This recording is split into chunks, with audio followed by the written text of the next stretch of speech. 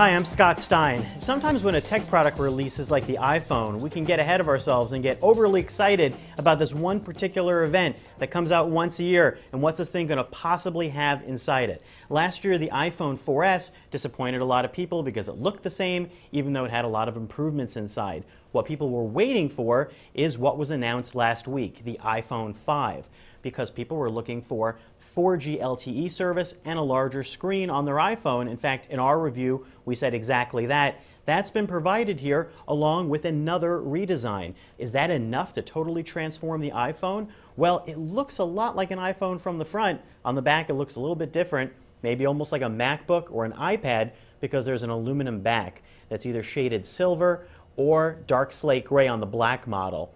So let's talk about that screen first, because this is the first time that the iPhone has gone for a larger screen. There's been a Retina display movement that doubled the pixel resolution, but never a larger screen that went beyond 3.5 inches.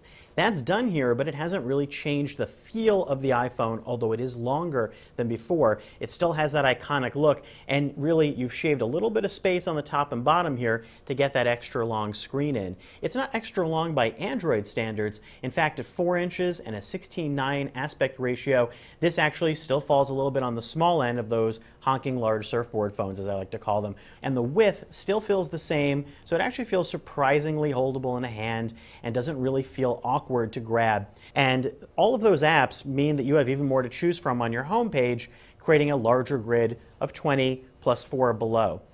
The real killer app for this larger video screen is video playback, because now that it's a 16:9 resolution, you get less letterboxing, which creates an even larger sense of effective space on the iPhone. You will find that on photos, you're actually going to get some pillar boxing on the sides, because the photos that you take on your iPhone are not 16:9. But hold these two next to each other and you can see, yes, the screen's longer, but to a lot of people casually, they may not notice. And that seems to be the plan. This is not really a brand new super large element of the phone. This really is sort of a gentle redesign and lengthening of the iPhone. Now let's get to 4G LTE. Now, some people don't know or care about what LTE is.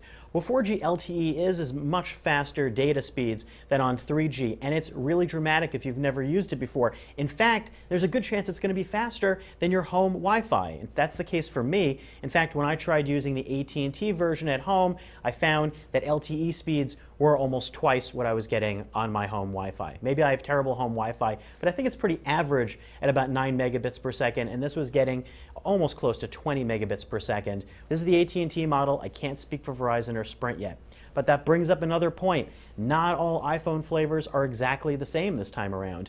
Now, you can use data and calls at the same time with the AT&T version, but you can't with the iPhone 5 via Verizon or Sprint.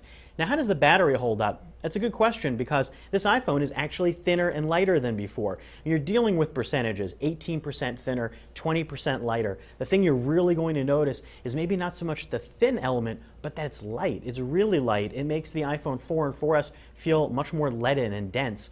Battery life so far, stay tuned for our full benchmark tests, have been pretty good. I've been using it all day long, unplug it at 8 a.m., use it till the night as much as I can, and it hangs in there. It seems to be paralleling the iPhone 4S, except for the fact that this is using 4G LTE. There are other additions too. The camera's been tweaked a little bit. It's still 8 megapixels, but there are some additional features built in, and it works faster.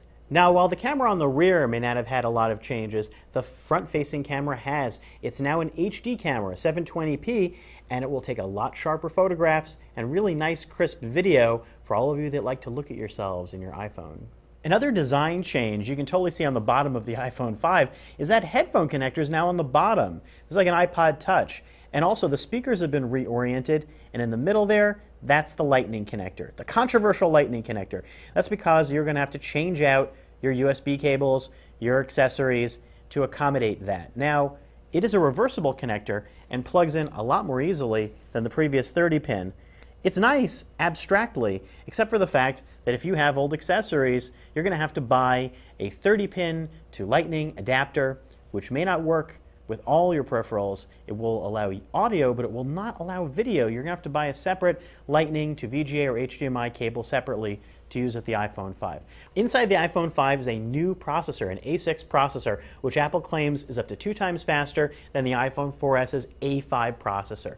Just like every year, one of the biggest features in a new iPhone is the new version of iOS. iOS 6 will be available for owners of older iPhones, but it's baked into the iPhone 5, and there are some features that'll be really fun to use, such as the new Maps app that includes 3D flyovers, and Passbook, which is an interesting Apple-created concept that you can get via other apps that allows you to use your iPhone as a mobile wallet. Now, there's no NFC or near-field communication on this phone, so you can't magically swipe it and have it make purchases for you. This phone, though, is probably not going to have one particular feature that's going to make you run out and scream, oh boy, this is a completely different experience. In fact, we're looking at a landscape now where there are tons of Android phones and interesting smartphones that are all creating something new to the mix. This newly redesigned and rebooted iPhone 5 may not be something from the distant future, but it's something in the current moment that happens to be an excellent device. I'm Scott Stein, and that's a look at the new iPhone 5.